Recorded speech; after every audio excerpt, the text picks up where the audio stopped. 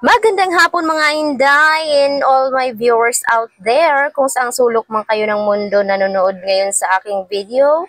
Tara, samahan niyo ako. Gusto niyo din ba na malatsyawking ang sinangag ninyo? Baka ang video na to ay makatulong sa inyo. Let's go! Unang-una kong ginawa dyan mga Inday, nag-melt ako ng margarine and then nilagay ko na ang itlog. Ayan na, naanga-anga na yung Inday ninyo. At pagkatapos na medyo luto na yung itlog, sinunod ko na dyan ang kangkong. O, kangkong yan ha.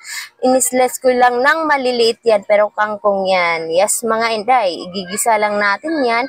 Hindi lang basta kangkong yan. Charot! At syempre, para mas makulay ang ating sinangag ngayon, ay sinabayan ko na din dyan ng kaunting carrots. O, diba? Mas malighten na yung ating sinangag. Yan yung sahog ko sa aking sinangag. Wala lang akong ham dyan. And masarap sana may ham yan. At ano pa bang ilalagay dyan? Basta kayo nang bahala. Ay, charot! At tinimplahan ko na din dyan ng oyster sauce para mas masarap ang ating malatsyawking na sinangag.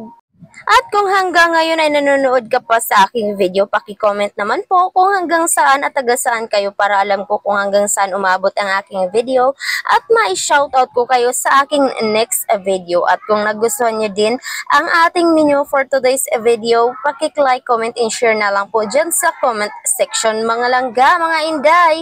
Thank you sa inyong suporta. Maraming salamat sa panunood. God bless us all. Thank you for your support, guys.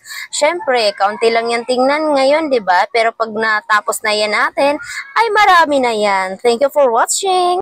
O 'di ba, nakakatakam, tsura pa lang, sarap. Ulam no more pag ganitong sinangag ba naman ang iyong kakainin sa iyong hapunan.